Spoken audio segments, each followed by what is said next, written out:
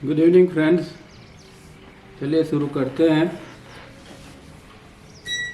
Last time हमने conclusion to notes देखा था और बहुत इम्पोर्टेंट पेपर था, क्योंकि ये समझ में आना चाहिए, एक अलग दृष्टिकोण से उसमें बात बताई है कि एक यूनिवर्सल कोड है और एक इंडिविजुअल कोड है, और जब तक ये दोनों मैच नहीं होते हैं, अगर ये बिलो रहता है हमारा इंडिविजुअल कोड यूनिवर्सल कोड से, तो जीवन में दुख, निराशा, ये सारी चीज़ें आएगी।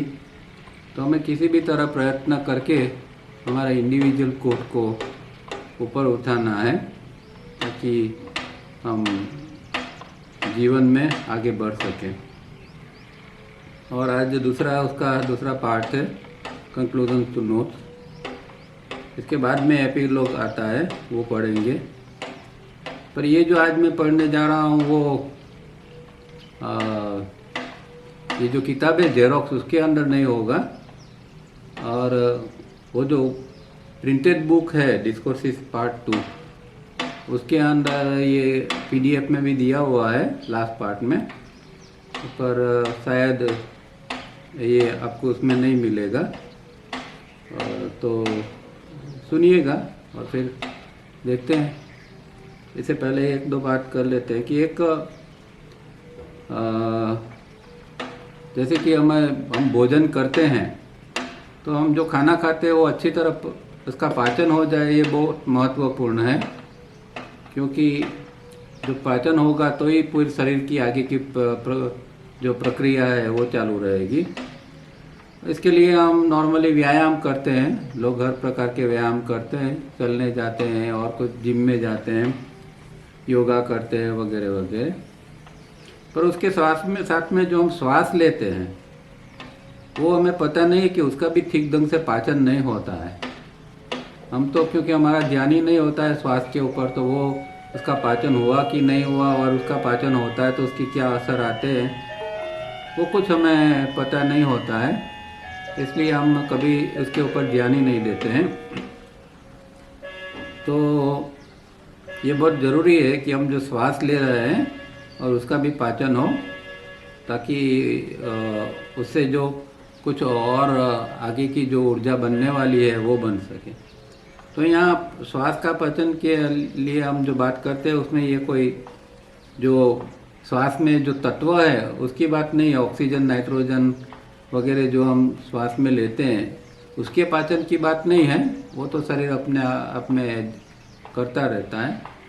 पर उसकी जो एक अलग असर होती है कि जब श्वास पचता है तो उसके अंदर से एक सूक्ष्म सब्सटेंस निकलता है, जिसे Tavaria ji energy of essence of consciousness कहते हैं।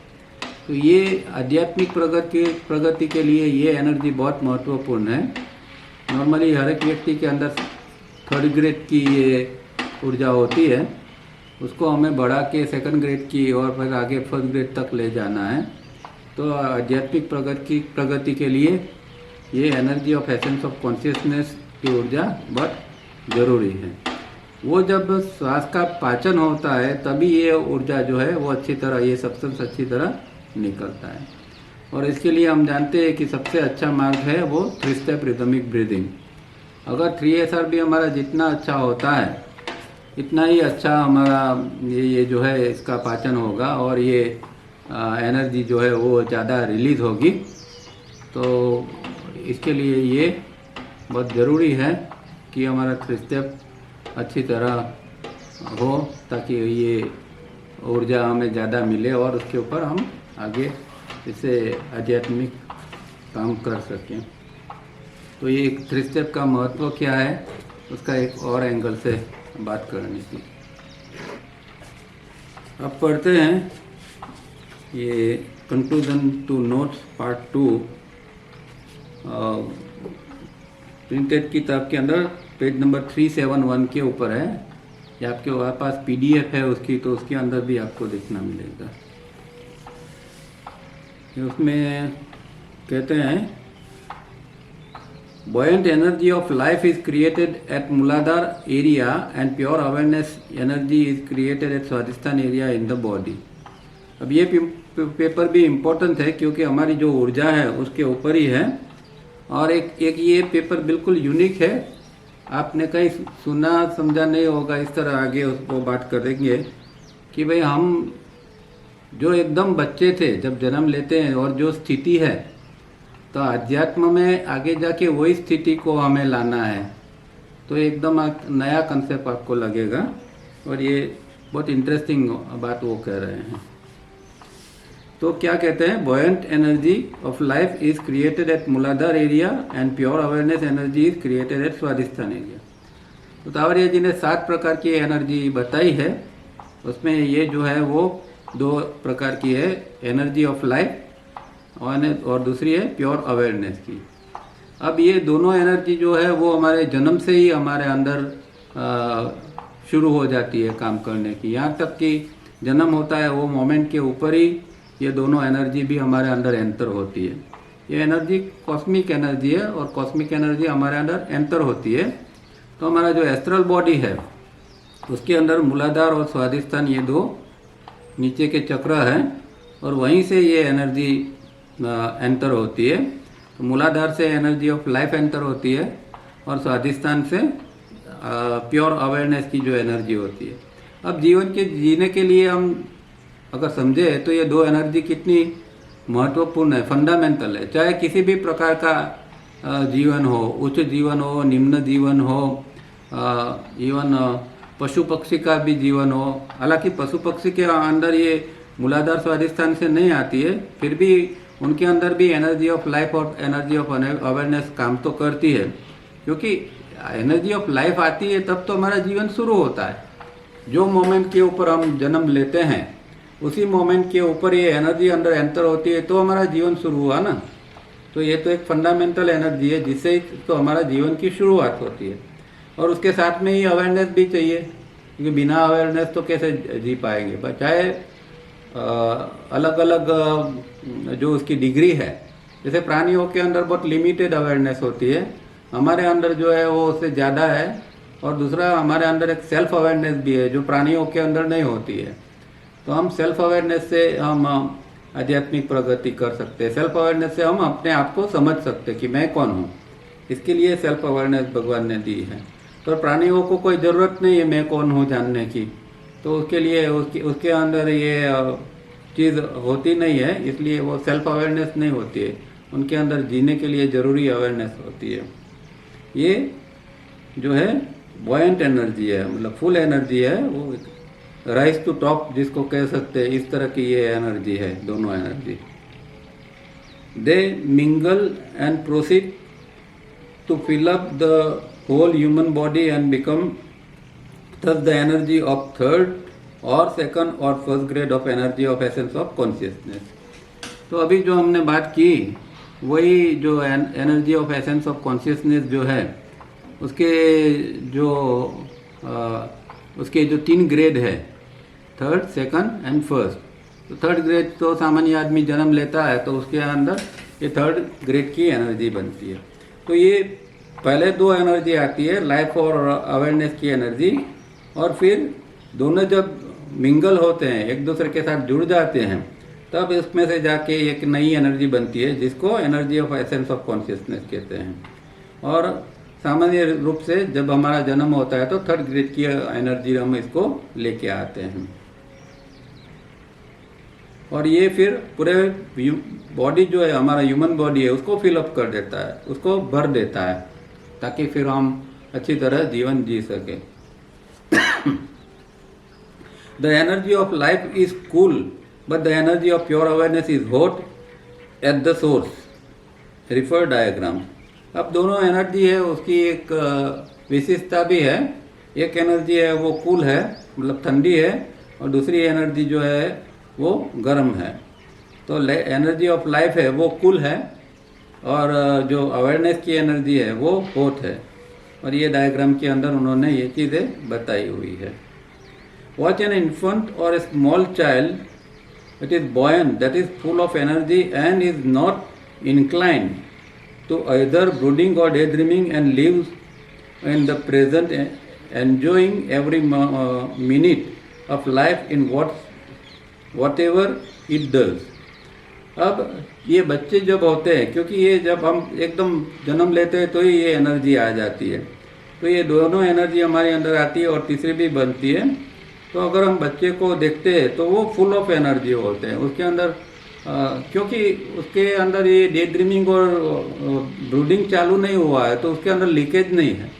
हमारे अंदर जब हम थोड़े बड़े होते हैं तो फिर जब डे ड्रीमिंग और ब्रूडिंग या इमेजिनेशन वगैरह चालू होता है तो लीकेजेस चालू हो जाते हैं। अब बच्चे के अंदर कोई लीकेजेस का सवाल ही नहीं, क्योंकि उसको कुछ विचार करना नहीं है, कुछ नहीं है, वो वर्तमान में ही हमेशा जीता है।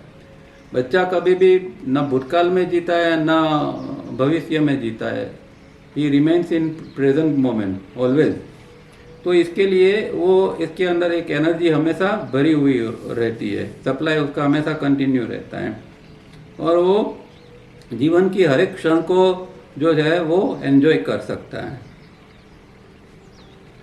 No child till it completes its growth at 21 years should indulge in brooding and or daydreaming, and so the energy to pure awareness is as far as possible in 1 pure awareness state or 2 in active awareness state, and the child can be either in communication with its own one divine fragment in case of 1 or in communication with infinite mind in case of 2।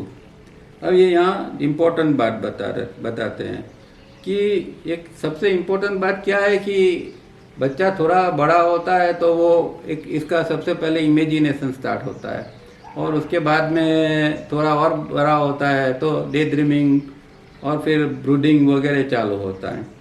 अब अगर कोई इसको training दे सकता है, ऐसा कोई family में जन्मा है कि जहाँ माँ बाप इतने जानकार है, तो वो बच्चे को बचपन से ही इस तरह ट्रेन कर सके कि भाई ये इस तरह डे ड्रीमिंग नहीं करना है, वर्तमान में किस तरह जीना है। और यहाँ ये तो कहते हैं कि 21 साल का जब तक ये लड़का होता है या लड़की होती है तब तक उसको ये ब्रूडिंग और डे ड्रीमिंग के अंदर इंडल्ज नहीं होने चाहिए, क्योंकि अगर ऐसा होता है तो जैसे कहा हमारा वो एनर्जी का लीकेज होता है। पर अगर डे ड्रीमिंग ब्रूडिंग में बच्चा नहीं जाता है तो उसकी नैसर्गिक शक्तियाँ बहुत सारी खिल जाएगी। योग तो फिर आगे की बात है, पर योग नहीं करेगा तो भी इतना भी होगा तो उसकी नैसर्गिक शक्ति जो है, नेचुरल जो उसके अंदर है पोटेंशियल, उसके साथ वो जीना चालू कर देगा। तो पर तो प्रॉब्लम ये है कि इसका ज्ञान किसी को होता है, न माँ बाप को होता है, न कोई स्कूल के टीचर को होते हैं, न किसी के पास होता है। और हमारे घर के अंदर जो वातावरण होता है वो ज़्यादा से ज़्यादा धार्मिक हो सकता है। इस तरह का स्पिरिचुअल या जिसका योग का, साइंस का, इस तरह का नॉलेज तो होता ही नहीं है। तो इस तरह का डेवलपमेंट कभी किसी को होता ही नहीं। हार्डली रेयर केस के अंदर शायद ऐसा हो सकता है कि कोई माँ बाप ऐसे है और इस तरह बच्चे को ट्रेन करते हैं, तो एक अलग बात है। अब जब इस तरह का ये डे ड्रीमिंग और ब्रूडिंग नहीं होता है तो उसके अंदर क्या पॉसिबिलिटी बनती है कि जो एक प्योर अवेयरनेस की जो ऊर्जा है उसके द्वारा वो जो है वो आगे जाके डिवाइन फ्रेगमेंट के, उसका खुद का जो डिवाइन फ्रेगमेंट है उसके साथ में वो कम्युनिकेशन में आ सकता है।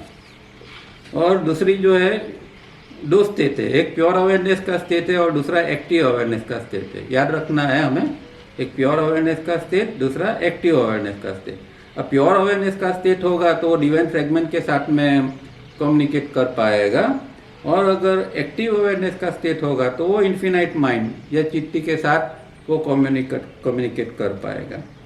तो कितना बचपन से ही अगर ये चीज़ हमें मिल जाती है तो आज हम इतनी मेहनत करते हैं इस तरह कम्युनिकेशन सेट करने के लिए।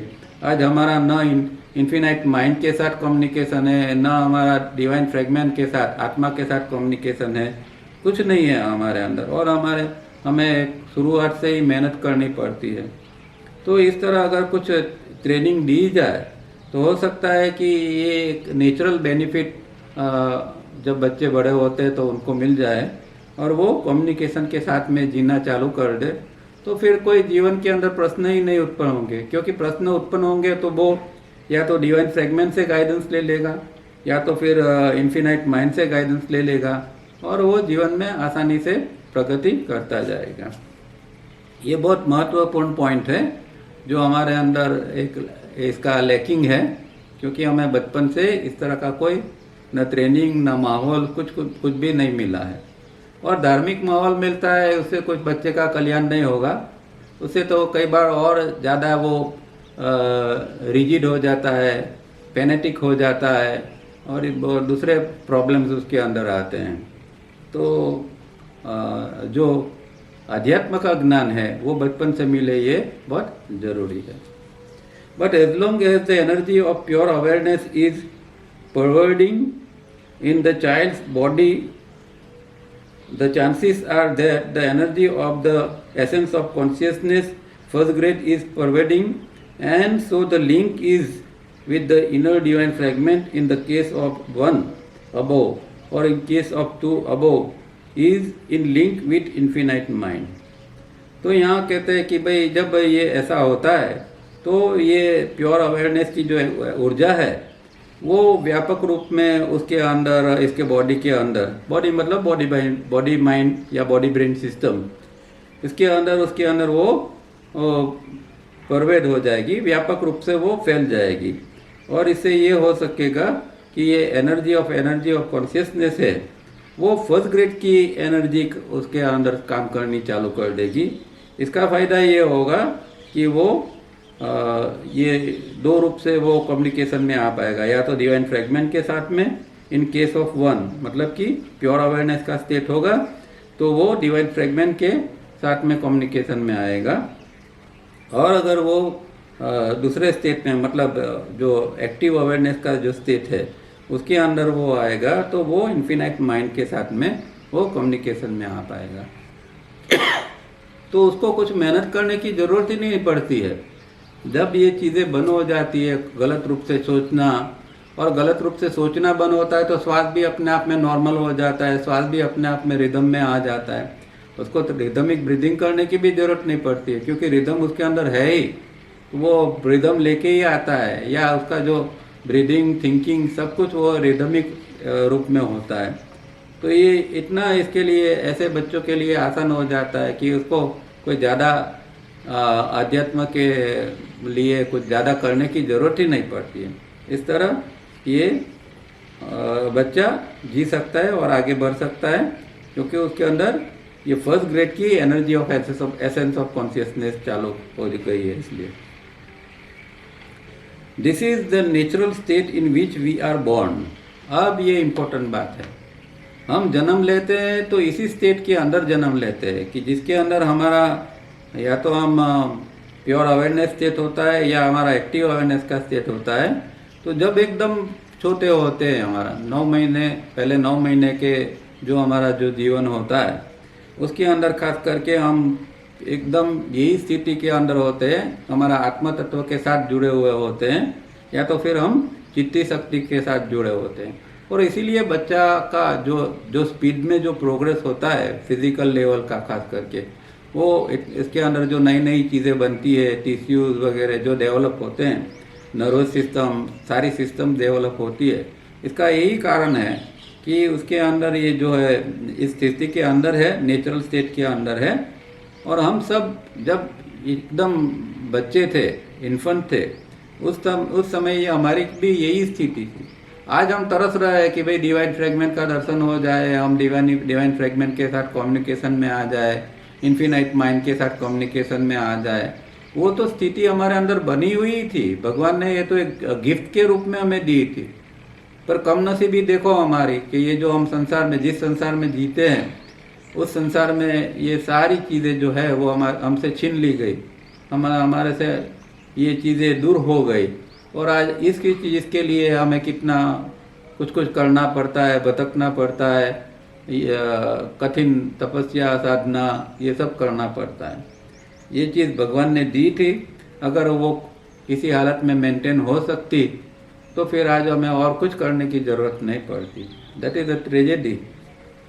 But children, as early as when they are 2 or 3 years old, due to neglect, neglect, start brooding and or daydreaming and lays their natural behavior of being full of energy and innocent play and tend to be vicious and destructive.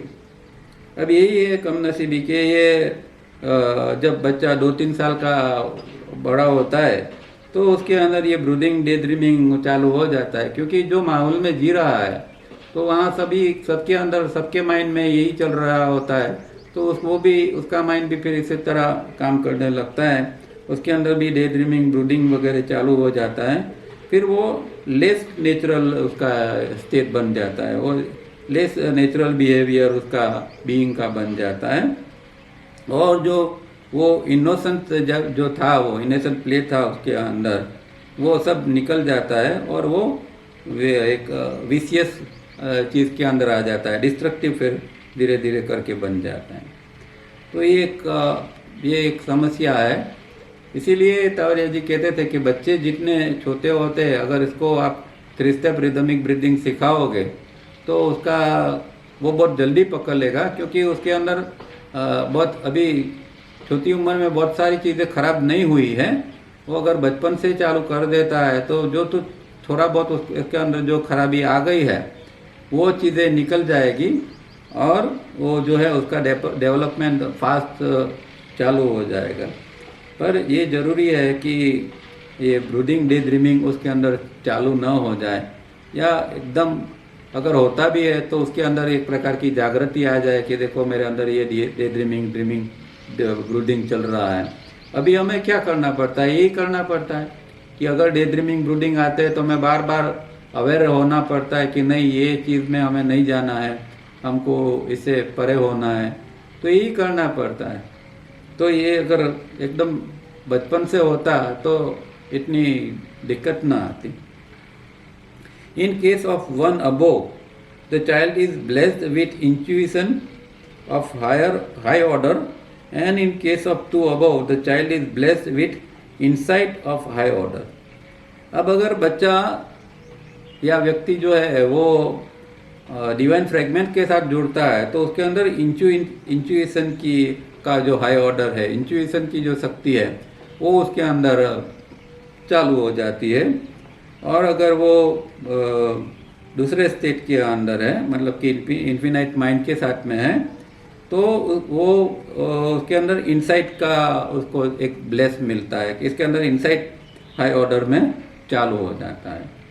तो intuition जो है वो higher है और insight जो है ये वो उसके तो एक जो है अंतर प्रेरणा है और एक अंतर दृष्टि है। तो अंतर प्रेरणा ये शब्द कई बार हम मन के बारे में वापरते हैं, हमें कुछ एक अंदर से एक सुझाव आ जाता है या कुछ अंदर से क्लिक होता है तो हम उसको इंट्यूशन कहते हैं, पर ये सही में इंट्यूशन नहीं है। इंट्यूशन ये है कि हम अब जानते हैं कि जो हमारा साइलेंट एरिया जो है, जो सी एरिया ऑफ द ब्रेन, वहाँ से अगर कुछ चीज़ आती है तो उसको इंट्यूशन कहा जाता है। और ये जो है ये इंसाइट की जो है वो भी वहाँ से ही आता है, वो एरिया से आता है। तो ये चीज़ जो है वो हमें ये समझनी है। और जब हमारे अंदर जो सत्व रजस तमस जो है वो जब बैलेंस में आ जाते हैं, या जिसको हम रेशियो कहते हैं ISM केंद्रों का, वो बैलेंस में आते हैं, तो ये इंसाइट और इंट्यूशन की फिर ये दो स्थिति जो है वो हमारे अंदर बनती है। तो दो स्थिति है, एक शरीर के स्तर पर काम करती है और दूसरी जो स्थिति है वो आत्मा के स्तर के ऊपर काम करती है। Parents at first and later servants in charge of infants and children and later school teachers are responsible to hurl the child into the very objectionable habit of brooding and or daydreaming, and the pure awareness energy reduce itself to passive energy, and thus the first grade of the energy of essence of consciousness reduces itself to third grade, that is the child that normally is at 3B stage of diagram with 5:1 ratio comes down to the state of diagram 1 with 2:4:8:2 ratio, and untold damage is done to the child, and the possibility of link either with the inner divine fragment or infinite mind is broken, and the child starts living in the past or into the future. देखो अब कितना ये गड़बड़ हो जाती है जब ऐसा होता है। तो क्या कहते हैं, फिर से देखते हैं। इसके लिए कौन रिस्पॉन्सिबल है? अब कोई ना कोई तो जिम्मेदार है। बच्चा ने तो खुद तो उसका जो एक नेचुरल स्टेट था ये कम्युनिकेशन का, उसने खुद तो गंवाया नहीं है कि कोई कुछ ऐसा बना है कि जिसके कारण बच्चे ने ये स्टेट ऑफ माइंड गंवा लिया। तो पहला कहते हैं कि पेरेंट्स एट फर्स्ट, तो पहली जो जिम्मेवारी है वो माँ बाप की है, क्योंकि माँ बाप को पता नहीं है, इसलिए वो जो इस तरह बिहेव करते हैं, वो बच्चे के साथ बिहेव करते हैं, या हस्बैंड वाइफ है वो जिस तरह एक दूसरे के साथ बिहेव करते हैं, या फैमिली के और जो लोग होते हैं वो जिस तरह अंदर झगड़ते हैं, जिस तरह चीज़ें होती है, जो घर का वातावरण किस तरह का है, ये एक पहली चीज़ होती है। तो एक पेरेंट्स और घर का वातावरण इसके लिए एक जिम्मेदार है। दूसरे वो व्यक्ति के जो ये बच्चे की जो देखभाल लेते हैं, वो लोग कई बार घरों के अंदर, खास करके बड़े घरों के अंदर क्या होता है कि माँ बाप को इतना समय नहीं मिलता है, तो बच्चे को पालने के लिए कोई सर्वेंट रख देते हैं। तो ये सर्वेंट भी ज़्यादातर तो सर्वेंट यही होते हैं कि जो कुछ पढ़े लिखे नहीं होते हैं, वो लोअर का इसमें से आते हैं, तो उसको खुद ही अपना कुछ इसकी समझ नहीं है, और ऐसे लोगों के हाथ में हम हमारे बच्चे को दे देते हैं, और वो तो हमें इतनी आशा है कि भाई उसका खान पान अच्छा हो जाए, वो बच्चा अच्छी तरह रहे, साफ सुथरा रहे, बस इसके लिए कोई हम सर्वेंट को रख देते हैं। तो वहीं वो कारण भी एक बन जाता है कि जिसके अंदर आगे जाके बच्चे के अंदर ये डे ड्रीमिंग वगैरह चालू हो जाता है। और तीसरा सबसे इम्पोर्टेंट जो है वो स्कूल के टीचर्स भी ऐसे ही होते हैं, और हम जानते हैं कई बार स्कूल के टीचर्स बच्चों को डांटते तो है, वो तो ठीक है, पर मारपीट करते हैं, बच्चों को थोड़ा वायलेंस भी कभी कभी हो जाता है। तो जो बच्चा छोटा है, अब करीब मानो कि 3 साल का, 27 महीने के ऊपर का हो गया, वो समझदार होता है। 27 महीने के बाद बच्चे के अंदर एक समझ डेवलप होनी चालू हो जाती है। तो वो बच्चा सब ये देखता है, माँ बाप झगड़ रहे हैं, स्कूल में टीचर्स ये कर रहे हैं, दूसरे स्टूडेंट्स, कई बड़े स्टूडेंट बुली स्टूडेंट्स होते हैं, वो परेशान करते हैं, तो उसके अंदर एक डर बैठ जाता है, उसके अंदर एक फियर आ जाता है, बच्चा धीरे धीरे करके दबने लगता है, और उसके अंदर से फिर डे ड्रीमिंग, ब्रूडिंग, ये सारी चीज़ें चालू हो जाती है। अब जो एक नेचुरल स्टेट के अंदर जो energy of essence of consciousness first grade की थी, वो धीरे धीरे जाके फिर सेकंड, फिर थर्ड ग्रेड के अंदर की आ जाती है। और जो एक वो हमेशा 3B के स्टेज के अंदर बच्चा जीता था, उसके बदले में वो फिर लोअर ग्रेड के अंदर, मतलब डायग्राम 1 के अंदर 2:4:8:2 के रेशियो के अंदर आ जाता है। जो 5:2:1 का उसका रेशियो था, नेचुरली कुदरत ने उसको दिया था, अब वो धीरे धीरे करके गंवा देता है, और फिर 2:4:8:2 का रेशियो के ऊपर बच्चा आ जाता है। और अनटोल्ड डैमेज, जो इसके कह नहीं सकते, इतना डैमेज उसके अंदर हम डेवलप कर देते हैं, या इसके अंदर ये हो जाता है। फिर उसके अंदर जो ये लिंक थी डिवाइन फ्रेगमेंट के साथ या इन्फिनाइट माइंड के साथ की, वो टूट जाती है, और बच्चा फिर पास्ट और फ्यूचर के अंदर जीने लगता है। तो यही सब हमारे सबकी यही कहानी है कि एक जन्म के समय हम एक कितनी अच्छी स्थिति लेके जन्मे थे, फिर किसी की गलती, और ये तो इसको गलती कैसे कहेंगे, क्योंकि ये चीज़ तो जो है वो पहले से ही चालू आती है हाँ, कोई एक जमाना शायद होगा कि कोई रूसी परंपरा थी और आश्रम की व्यवस्था थी बहुत हजारों साल पहले, और जहाँ जिसमें बच्चे जाते थे ऐसी आश्रम स्थला के अंदर, आश्रमों के अंदर पाठ पठन के लिए, और उनका जो डेवलपमेंट था तो उस जो बच्चे की स्थिति उस समय की होती थी वो अलग होती होगी। इसीलिए तो उस काल को सत्य युग, द्वापर, त्रेता वगैरह कहते हैं। और आज कलयुग आते आते तो ये सारी चीज़ें खत्म हो गई। अब बच्चा जो है वो एक सामान्य बच्चे की तरह, एक व्यक्ति जो है जिसको ये गिफ्ट मिली थी, ये ब्लेसिंग मिला था, वो फिर चला जाता है और एक सामान्य आदमी की तरह 2482 के रेशियो के साथ में वो जीता है, और बहुत सारा डैमेज इसके अंदर ये हो जाता है। Thus the artificial magnetic point starts forming and functioning and keeps intensifying. अब ये मैग्नेटिक पॉइंट क्या है? मैग्नेटिक पॉइंट की बात आगे भी बात आ चुकी है, मतलब पहले हमने बात ये की है। तो जो हमारा रेशिया बनता है IESM केंद्रों के ऊपर, वो मैग्नेटिक पॉइंट को बनाता है। अगर एक व्यक्ति का 2482 का जो अगर रेशियो है तो उसका मैग्नेटिक पॉइंट इसी तरह का बनेगा, या कोई व्यक्ति का 5:1 का रेशियो है IESM का, तो उसका मैग्नेटिक पॉइंट इस तरह का बनेगा। अब जैसा मैग्नेटिक पॉइंट बनेगा इस तरह का वो इम्पल्सिस को वो एक्सेप्ट करेगा, या इस तरह के इम्पल्सिस को वो अट्रैक्ट करेगा। मैग्नेट क्या करता है? मैग्नेट खींचता है। तो किस प्रकार के इनकमिंग इम्पल्स अंदर खींच के आएंगे? जिस प्रकार का ये मैग्नेटिक पॉइंट होगा, मतलब 2482 वाला है, या उससे ऊपर का है, या फिर 5:1 का है, या कोई बीच में का है, जैसा भी हमारा मैग्नेटिक पॉइंट होगा इसी तरह के फिर हम इनकमिंग इम्पल्स को आने देंगे।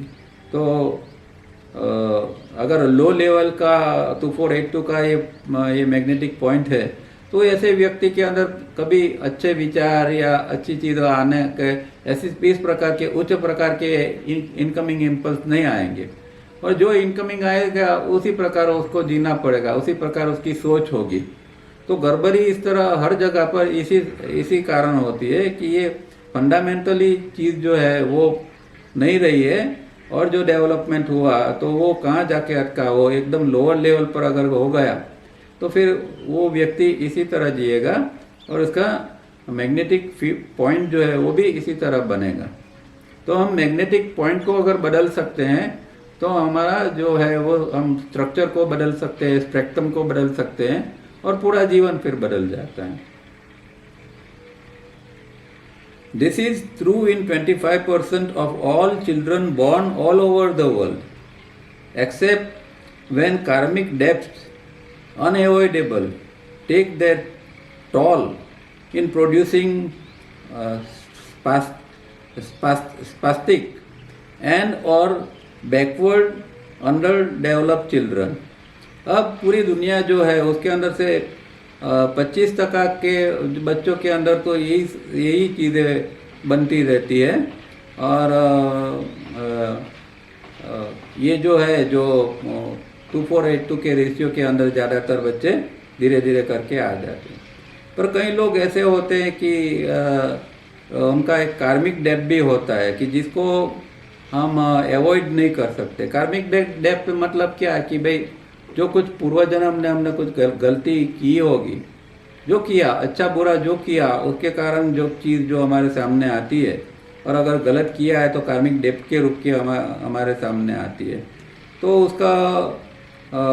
उसका कुछ खामियाजा तो हमें भोगलना पड़ेगा। उसका तौल, जैसे हम तौल प्लाजा पर तौल देते हैं, इस तरह हमें कुदरत को उसका तौल देना पड़ता है।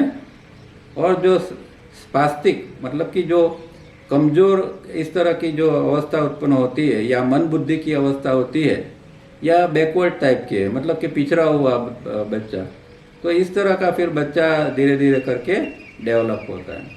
तो कई बार ऐसा भी होता है कि कर्म के कारण भी कई बच्चे के अंदर ये चीज़ें आती है कि जन्म से ही वो, जैसे हम देखते हैं कई बच्चे जन्म से अंधे जन्म लेते हैं, कई बच्चे खामी वाले जन्म लेते हैं, ऐसा बहुत सारा कुछ न कुछ बच्चे लेके आते हैं, वो कार्मिक डेप्थ की वजह से आते हैं। कोई हैंडीकैप आता है, तो मन बुद्धि का आता है, तो ये सारी चीज़ें कुछ कार्मिक डेप्थ के लिए आता है। उसके लिए तो कुछ कर नहीं सकते, क्योंकि वो तो जो कुछ हमारा कुछ गलती थी वो इस जन्म में कुछ उसका भुगतना आ गया है, तो उसको तो वो भुगतना ही पड़ता है। पर बच्चे के साथ में वो चीज़ माँ बाप को भी भुगतनी पड़ती है, क्योंकि बच्चा जैसा होगा ऐसा ही इस तरह माँ बाप को फिर इसको इस तरह केयर लेनी पड़ेगी। तो माँ बाप के को भी इस तरह की एक साथ में एक सफरिंग इसके साथ में आता है।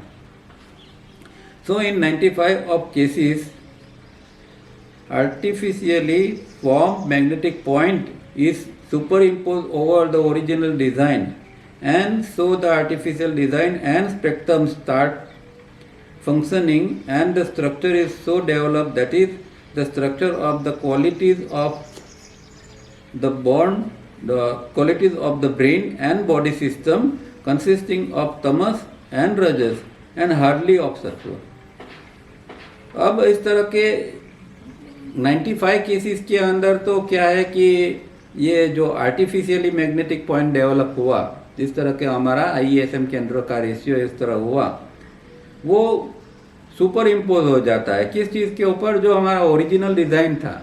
मतलब कि हम जन्म लिया जब, तो हमारा जो एक नेचुरल स्टेट था, वो नेचुरल स्टेट धीरे धीरे धीरे करके चला गया, और अभी ये सुपर इम्पोज हो गया आर्टिफिशियली मैग्नेटिक पॉइंट, वो फॉर्म होता गया, और धीरे धीरे करके इस तरह का ये होता है। अब कोई बच्चा नसीबदार है, या इसके अंदर कोई माँ बाप उसको समझदार मिलता है, तो बहुत डैमेज नहीं होता है। हो सकता है कि थोड़ी अंदर ये आ जाए, और एकदम बच्चा 248 बड़ा होके एकदम 248 तक नहीं पहुँचेगा, थोड़ा बीच में रहेगा। तो ये भी संभावना है कि अगर किस तरह अगर जन्म कोई साधक या आध्यात्मिक माँ बाप के घर में अंदर होता है, तो ये एक संभावना बनती है कि वो एकदम 248 तक नहीं पहुंच जाएगा, वो थोड़ा बीच में रह सकता है, और उसके अंदर पॉसिबिलिटी भी बनती है कि उसका डेवलपमेंट कुछ आगे जाके हो सके। तो ये जो ओरिजिनल जो डिज़ाइन थी, जो ओरिजिनल उसका ये था, वो सुपर इम्पोज हो गया, और इसके कारण जो फिर है वो उसका स्पेक्ट्रम जो है उस तरह काम करने लगा। फिर स्ट्रक्चर जो है वो इसी तरह बनने लगा, और ये स्ट्रक्चर के अंदर हम जानते हैं स्ट्रक्चर किससे बनता है, सत्व रजस तमस का हमारा 3 गुणों से ये हमारा बनता है। तो ऐसे व्यक्ति के अंदर फिर तमस और रजस ही ज़्यादा होगा, और हार्डली सत्व उसके अंदर होगा।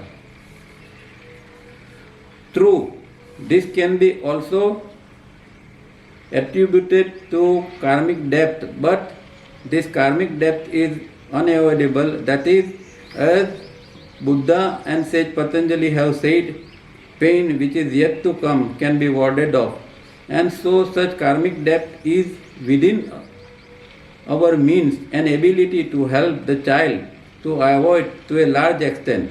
For nature and God has ordained that whatever is artificial is subject to change or disintegration।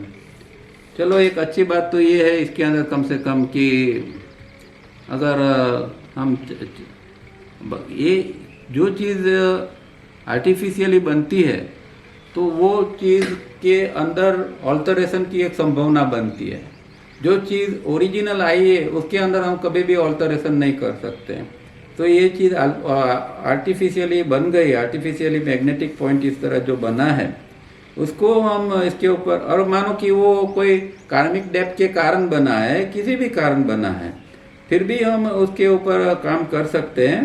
और अगर माँ बाप इतने थोड़े जागृत है और माँ बाप भी अगर केयर लेते हैं, तो फिर ये जो कुछ डैमेज हुआ है या गड़बड़ी हुई है कार्मिक डेप्थ के कारण, वो उसको अवॉइड किया जाता है। और वही भगवान बुद्ध ने और पतंजलि दोनों के अंदर एक कॉमन सूत्र है, जिसके वो कहते हैं कि pain which is yet to come can be warded off. मतलब जो दुख आने वाला है, जो सफरिंग आने वाला है, उसको हम अटका सकते हैं। ऐसा नहीं है कि गलती हो गई है तो सब गलती का खामियाजा भुगतना ही पड़ेगा, सब गलती का हमें ये भुगतना ही पड़ेगा। और हर समय हमें हर चीज़ का हमें कुछ हिसाब देना पड़ेगा, हर समय हमें सफरिंग में ऐसा नहीं है, ज़रूरी नहीं है।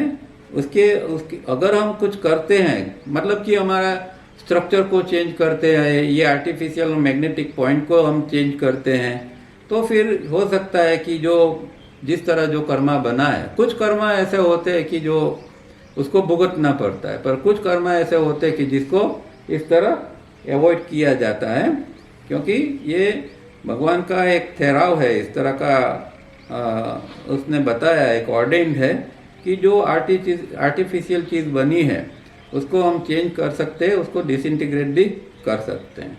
तो ये एक अच्छी बात भी है कि गलती हो गई है तो चलो ठीक है, पर इसका करेक्शन किया जाता है। और योग इसी के लिए है कि गलती तो हो गई है, अनेक जन्मों में न जाने क्या क्या हमने गलती की होगी, पर अगर सही ढंग से योग करते हैं और ये हमें स्ट्रक्चर मैग्नेटिक पॉइंट को हम चेंज करते हैं तो बहुत सारी चीज़ें जो आने वाली थी उसको हम अटका सकते हैं, उसको चेंज भी कर सकते हैं। पर कुछ चीज़ नहीं होती है, जैसे कि हम देखते हैं कि बड़े बड़े संतों के अंदर भी कुछ कार्मिक डेप्थ के कारण किसी को कैंसर होता है, किसी को कुछ होता है और उनको फिजिकल लेवल पर भुगतना पड़ता है। तो ये कार्मिक डेप्थ है। कुछ ऐसे भी होते हैं कि जिसको जो अनअवॉइडेबल है, जिसको हम अवॉइड नहीं कर सकते, उसमें से गुजरना पड़ता है। पर वो भी उन लोगों को भी वो फिजिकल लेवल पर गुजरते हैं, उसको कोई मेंटल लेवल पर कोई दुख नहीं होता है। किसी को संत को कैंसर हो गया तो वो ऐसा नहीं साइकोलॉजिकल पीड़ित नहीं होगा कि अरे ये कैसे आ गया, मुझे क्या होगा। उसको कोई यही नहीं है, उसका वो शरीर अपने शरीर को अपना भी नहीं मानता है, ये शरीर का दर्द है तो शरीर दर्द तक ही वो सीमित रखेगा। तो इन लोगों को वो जो डेप्थ है उसको वो क्लियर कर देंगे, रिडीम कर देंगे और आगे चले जाएंगे। कुछ होते हैं कि जिसको हम अवॉइड कर सकते हैं।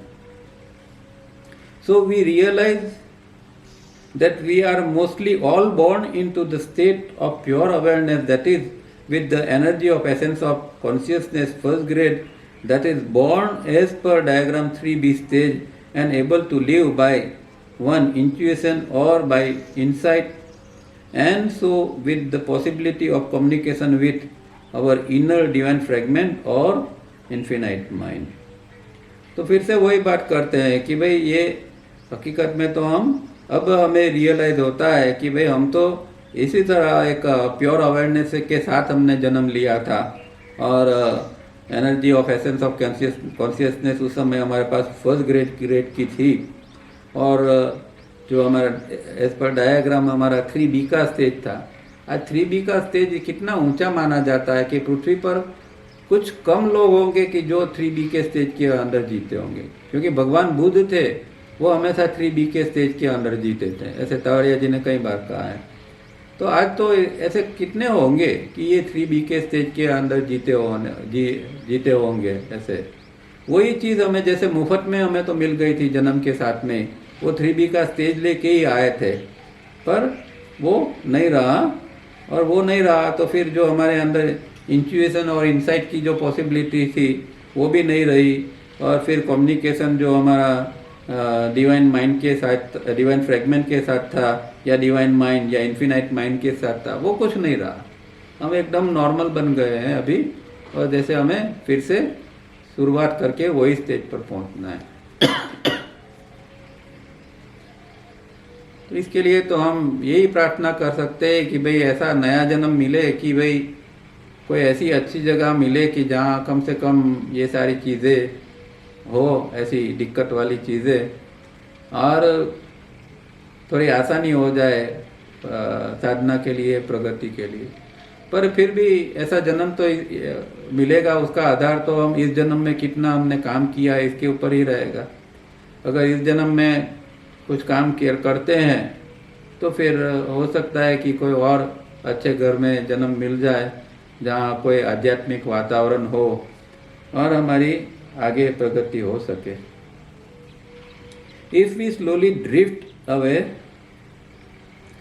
From this state and are hurdled into the lifestyle of living by brooding and daydreaming.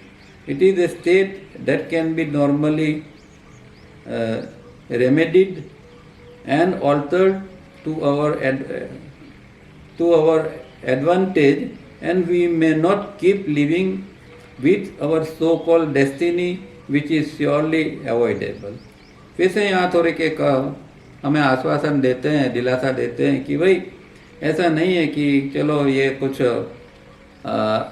चलो अभी ये डे ड्रीमिंग ब्रीदिंग में हम जीने लगे और सब जीवन के हर्डल अंतराय सब आने लगे हैं और हम जो ओरिजिनल स्टेट था, प्योर अवेयरनेस का स्टेट था, उससे हम ड्रिफ्ट हो गए हैं। फिर भी इसका एक रेमेडी है और इसका ऑल्टरेशन भी है, एक ऑल्टर भी हम इसको कर सकते हैं।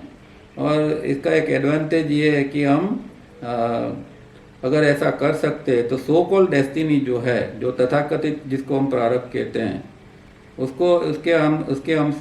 उससे हम अवॉइड कर पाएंगे।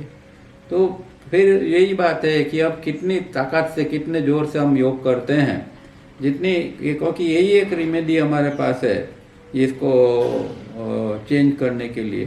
तो सो कॉल्ड डेस्टिनी जो आने वाली है वो उसको हम शायद अटका पाएंगे अगर सही ढंग से हमने योग कर लिया तो। और डे ड्रीमिंग ब्रूडिंग है उसको भी हम अटका पाएंगे, ज़्यादा से ज़्यादा जागृति से जी पाएंगे। So what are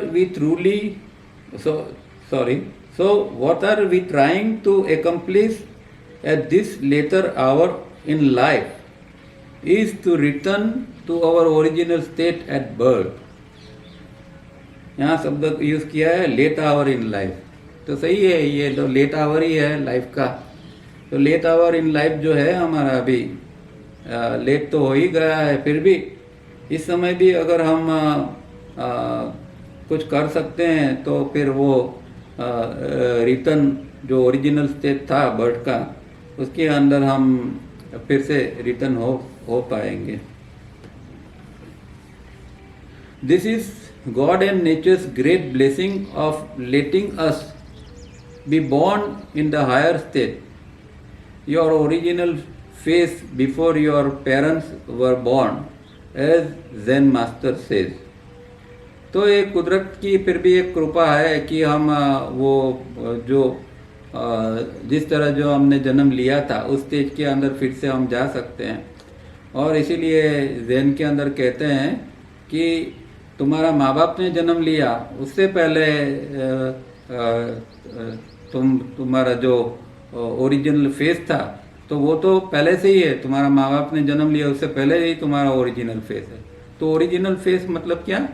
हमारा जो ये आत्म तत्व जो बार बार जन्म लेता है, आता है और जाता है। तो ये माँ बाप तो इस जन्म के, इससे पहले भी हम तो थे, इससे भी पहले के माँ बाप के थे, से भी पहले थे, और हजारों साल, हजारों जन्मों तक पहले हम तो, मतलब आत्म तत्व के रूप में तो हर समय हम थे ही। और यही है कि ये आत्म तत्व का जो रूप जो हम जन्म के समय हमें उसके साथ में कम्युनिकेट करने को मिलता है, उसके फिर से हम वही स्टेज के ऊपर जा पाए। So in a way we are actually accomplishing nothing new, and if at all we accomplishing to reinstate the original state and remove our artificial state of this later hour. You will agree that no accomplish this or avoid this in childhood is much more easy. We are thus undoing a wrong condition that is superimposed in our true and proper condition. We are only uncovering our true state. तो यही है कि भाई हम अब जो करते हैं, जो एक अकम्प्लिशिंग की जो एक प्रयत्न करते हैं, इसको पूर्ण करने का प्रयत्न करते हैं, वो नई चीज़ नहीं है। जो हम जो कुछ प्राप्त करने का प्रयत्न करते हैं तो वो कोई नई चीज़ नहीं है। जो हम थे उसको ही हम फिर से लाने का या लेने का प्रयत्न करते हैं। और अगर हम वही चीज़ को रीइंस्टेट कर सकते हैं, उसको फिर से पुनः स्थापित कर सकते हैं वही चीज़ को, और ये जो आर्टिफिशियल स्टेट जो हमारे अंदर आया है लेट आवर के अंदर, ये जीवन के अंदर, उसको फिर हम ये रिमूव कर सकते हैं, तो फिर हमारा वो ओरिजिनल स्टेट फिर से बन पाएगा। और इसको चाइल्डहुड में इसको चेंज करना आसान है। ये एकम्प्लिशिंग जो है वो चाइल्डहुड से ही अगर होता है तो बहुत आसान है। जैसे अभी हमने बात की इस तरह कि भाई बचपन से ही अगर हमें इस तरह ट्रेनिंग दी जाती है कि भाई हम डे ड्रीमिंग, ब्रीदिंग, इमेजिनेशन या गलत जो थिंकिंग इंस्ट्रूमेंट है हमारा, इसका राइट यूज़ क्या है, ये अगर कोई बचपन से ही हमें सिखा दे तो बहुत आसानी हो जाएगी इसको रीइंस्टेट करने के लिए। तो और कुछ नहीं कर रहे हैं, हम अनडूइंग कर रहे हैं। जो गलत हो गया है उसको हम फिर से अनडू कर रहे हैं यहाँ, और जो चीज़ थ्रू नेचर के ऊपर जो सुपर इम्पोज हो गई है तो फिर वो थ्रू नेचर या थ्रू कंडीशन या प्रॉपर कंडीशन को फिर से लाने का प्रयत्न करते हैं। तो इसको या यूँ कहे कि उसको हम अनकवर भी करते हैं, जो थ्रू स्टेट है उसको हम अनकवर करते हैं। So to expect something to happen और grace to descend is a very wrong thought. अब यही तकलीफ है, कई लोग करना कुछ नहीं चाहते हैं, चाहते हैं कि किसी की ग्रेस हो जाए, किसी के ब्लेसिंग मिल जाए और ऐसा कुछ हो जाए कि हम फिर से वही स्थिति के अंदर आ जाए, हमारी आध्यात्मिक उन्नति हो जाए, हमें कुछ किए बिना ही कुछ ऐसी स्थिति अंदर बन जाए। तो ये गलत धारणा है, इस तरह होता नहीं है। इसके लिए हमेशा स्व को ही प्रयत्न करना पड़ता, क्योंकि हमने बिगाड़ा है तो हमको ही इसको फिर से बनाना पड़ेगा। हाँ, किसी की मदद ले सकते हैं पर काम तो हमें ही अपने ऊपर करना पड़ता है। यहाँ लास्ट में कुछ क्वेश्चंस दिए हैं और उसके आंसर भी उन्होंने दिए हैं। 4 क्वेश्चन है, वो देख लेते हैं। Some questions answered during the meeting. Question 1. What is the most significant single clue that you have received from me? Clue मतलब कि कुछ ऐसा संकेत, इशारा या ऐसी कोई चीज़ कि भाई क्या करना है इसके बारे में। तो आंसर क्या है? That we are already what we are trying to be. जो हम है उसको ही हम बनने का प्रयत्न कर रहे हैं, वही क्लू है कि क्या करना है। तो जो है हम वो उसको ही हमें रीइंस्टॉल ही करना है, रीइंस्टेट ही करना है उसको, वही चीज़ को वापस लाना है। If this clue is understood and noted then only processes are to be set in motion as stated in the text but with this clue fully in mind. अब तो वही करना है कि ये जो हमारा जो ओरिजिनल स्टेट है उसको वापस लाना है, और उसके बाद लिए जो प्रोसेसेस उन्होंने जो बताई है, जो क्रियाएं या जो साधना की पद्धति इस टेक्स्ट के अंदर, वो हमें फिर से करना है। तो ये करते करते हो सकता है कि हम कोई पॉइंट के ऊपर फिर से ये हमारा ओरिजिनल जो स्टेट था वहाँ तक पहुँच जाए। Question 2. What must your attitude be throughout?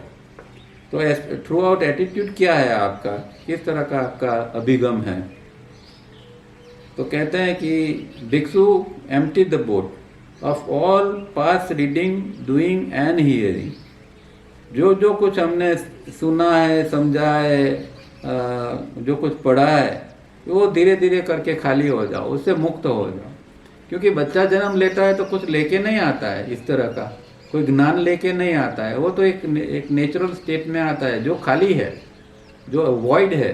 इस तरह का जो स्टेट है, नथिंगनेस का स्टेट है, वो स्टेट लेके बच्चा आता है। उसके अंदर किसी प्रकार का ज्ञान नहीं है, कोई भूतकाल भरा हुआ नहीं है। तो फिर से हमें वही स्थिति के ऊपर चले जाना है। तो ज्ञान की बहुत अपेक्षा रखने की ज़रूरत नहीं है, और ज्ञान इकट्ठा करने का प्रयत्न करने की भी जरूरत नहीं है।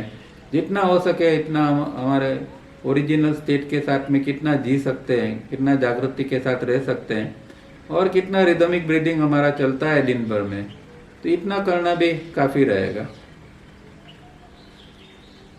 Third question, what is the significance of the processes और methods shown? Answer, to be our original state or self, that is uncover it, for it is always there, by removing false covering, says Patanjali.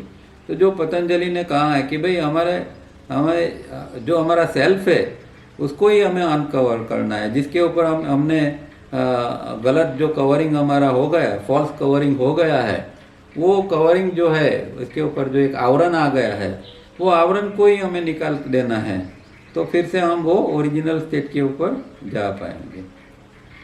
और last question, what is the most effective single remedy? अब यही हम तो ढूंढते हैं कि भाई कोई उपाय है, कोई आसान उपाय है, कोई सिंगल रेमेडी ऐसी है कि भाई हम फिर से वही स्टेट के ऊपर चले जाएं। तो अच्छा जवाब दिया है उन्होंने, The 3-step rhythmic breathing, which is the correct breathing and has to replace the incorrect present breathing for all 24 hours. It is not a process. तो आज फिर अंत में तो वही बात आती है कि हमें आना है 3-step rhythmic breathing के ऊपर।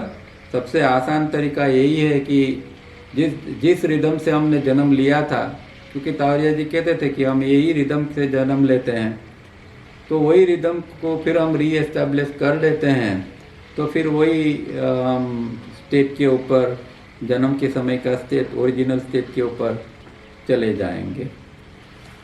यहाँ पेपर ख़त्म होगा और एपिलॉग जो है वो नेक्स्ट टाइम लेंगे। यहाँ इस कोर्सेज तो ख़त्म हो रहा है, पर ये पेपर ये जेरोक के अंदर नहीं है, इसकी गुजराती ट्रांसलेशन के अंदर भी ये पेपर नहीं है, ये ओरिजिनल बुक के अंदर है ये। तो फिर से पढ़ना, समझना, बहुत इंटरेस्टिंग और नए ढंग से इसमें पूरा समझाने का प्रयत्न किया है कि हम जो है उसी को ही हमें वही स्थिति को लाना है। एक बहुत आसान समझ उन्होंने ये दी है। अब थोड़ा समय है, किसी को प्रश्न है तो पूछ सकते हैं, या लास्ट टाइम हमने जो पढ़ा था उस समय नहीं था, वो इंडिविजुअल कोड और यूनिवर्सल कोड, उसके बारे में भी कोई प्रश्न है तो पूछ सकते हैं आप। हाँ डॉक्टर साहब। हाँ जी बोलिए। Good evening sir. हाँ गुड इवनिंग, बोलिए। ऐसा था कि एक्चुअली मैं ये पढ़ रहा था प्रवचन मानस तो अपने गुजराती में, तो ये आज जो आप बोल रहे थे जी, उसमें मैंने नहीं देखा, तो फिर आपने लास्ट में कहा तो मैं फिर आपको पूछने वाला था कि आपने कोई नया शुरू कर दिया आज। नहीं, वो आप थोड़ा लेट ज्वाइंट हुए ना, मैंने पहले ही बता दिया था।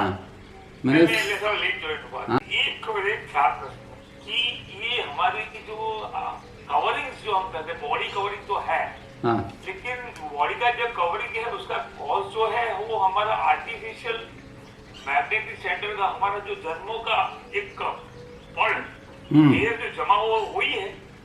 हाँ, वही हर समय ये इकट्ठा होता जाता है ना, क्योंकि मानो कि एक बच्चा जो है वो एक बच्चा जन्म लिया, वो जो पिछले जन्म के अंदर उसका जो मैग्नेटिक पॉइंट का जो स्टेट था वही स्टेट वो लेके आएगा, पर एक इसके अंदर एक इसके अंदर एक ये प्रोविजन भगवान ने रखा है कि भाई जब जन्म लेता है उस समय वो मैग्नेटिक जो पॉइंट था वो शुरुआत में नहीं आता है। शुरुआत में बच्चा जन्म लेता है तो वो चीज़ सुसुप्त रूप में अंदर पड़ी रहती है, और बच्चा ओरिजिनल स्टेट के अंदर आत्म तत्व के साथ कम्युनिकेट करके बच्चा शुरुआत के दिनों में, शुरुआत के महीनों में वो ये जीता है। उसके बाद में जब बड़ा होता है, 2-3 साल का होता है, तो धीरे धीरे करके उसका मैग्नेटिक पॉइंट जो है वो जो सुसुप्त अवस्था में था वो फिर से एक्टिव होता है। और यही कारण है कि जिन लोगों ने इस जन्म में बहुत सारी साधना की है और वो कोई अच्छा रेशियो लेके जन्मते हैं, तो ये 2-3 साल के बाद में वो इतनी खराब हालत में उनका नहीं आ जाएगा। वो फिर 5 to 1 के नज़दीक या कोई ऐसे अच्छे स्टेट में रहेंगे, कि बिल्कुल पहले से ही 2482 के स्टेट में नहीं आ पाएंगे। यही कारण है ना कि साधना हम करते हैं, उसका फायदा तो होना चाहिए। तो दूसरे जन्म में उसका फायदा यही मिलता है कि जहाँ से हमने साधना छोड़ी थी और उस समय जो हमारा मैग्नेटिक पॉइंट था, वही मैग्नेटिक पॉइंट हम दूसरे जन्म में लेके आएंगे। ठीक है? हाँ, मतलब कि वो आता है लेकिन डोरमेंट रहता है। हाँ, डोरमेंट ही रहता है तो ना। हमारे लिए आश्वासन है। हाँ, क्योंकि वो नेचुरल स्टेट जन्म से के समय तो नेचुरल स्टेट होता है, इसलिए उसको डोरमेंट रहना पड़ता है। फिर 2-3 साल का होता है तो फिर वही घर का वातावरण होता है, स्कूल का वातावरण होता है, वो सारी चीज़ें जो है वो उसकी जो सुसुप्त जो स्थिति है मैग्नेटिक फील्ड की, मैग्नेटिक पॉइंट की, उसको फिर से वो एक्टिवेट करते हैं और फिर वो बच्चा या जो कोई है वो वही ISM केंद्रों का रेशियो में चला जाता है। ओके। और किसी को प्रश्न है? पूछना था। हाँ जी, हाँ जी, पूछिए। हाँ, गुड इवनिंग सर। हाँ, good evening. Sir last to last Sunday वो था, आपने जो बोला था कि जो भी मतलब यूनिवर्स हमारे अंदर है, एवरीथिंग मतलब everything we see outside is inside us. तो सर एक बार ना मैंने ना अपने ड्रीम में सच्ची में भी ऐसे देखा था, एज इफ मेरे अंदर ही सन, मून, ओशन। तो सर मैं तो बहुत वो हो गई थी उस ड्रीम के बाद। वो ड्रीम था क्या था मुझे नहीं पता, लेकिन वो सब कुछ मैंने अंदर देखा था। तो मुझे ऐसे लग रहा था ऐसे कैसे हो सकता है कि मैंने अपने अंदर ये सब पूरा अंडर वाटर ओशन में जैसे रहता है, पूरा सूर्य सब कुछ ऐसे जैसे मेरे अंदर ही है। और कभी कभी ऐसे होता है सर, जब मेडिटेशन के बाद ऐसे लगता है पूरा आकाश पूरा अंदर है, पता नहीं ऐसे ऐसे बहुत बार ऐसे ऐसे लगा है सर। तो क्या ये सब कुछ बिल्कुल एक्चुअल में ऐसे है कि हमारे अंदर है सब कुछ? हाँ, वह तो है ना, ये तो शास्त्र कहते हैं, हम तो नहीं कहते। शास्त्र में क्या कहा, यथा पिंडे तथा ब्रह्मांडे, कि ब्रह्मांड के अंदर है वही सिंबॉलिक, खाली एक उसका प्रोपोर्शन का ही सवाल है। जो प्रोपोर्शन के अंदर जो इवन चांद तारे सितारे जो कुछ है, फॉर एग्जाम्पल तावरे जी कहते हैं कि भाई गैलेक्सी कितनी है, तो 16 बिलियन गैलेक्सीज है। तो हमारे ब्रेन के सेल्स जो है वो भी 16 बिलियन है। तो बिल्कुल ये सब एकदम को रिलेटेड है, एकदम कॉरस्पॉन्डिंग है कि जो वहाँ जो मास लेवल पे के ऊपर है, ये यहाँ एकदम स्मॉल लेवल के ऊपर है। वो एक माइक्रो है, एक मैक्रो है, इस तरह हर चीज़ है। और कभी कोई कारण कोई अच्छी स्थिति जब ध्यान की या कुछ ऐसा होता है और कुछ हम और ज़रा डीप में चले जाते हैं, तो ये सारी चीज़ों हमें आँख के सामने आती है, रियलाइज़ होता है। और ये कई लोगों का अनुभव में ये चीज़ आती है, तो बिल्कुल गलत नहीं है, ऐसे अनुभव भी हो सकता है। और ये अनुभव खाली कल्पना नहीं होती है, ये सारी चीज़ें जो अंदर होती है वो कभी इस तरह मैनिफेस्ट हो जाती है।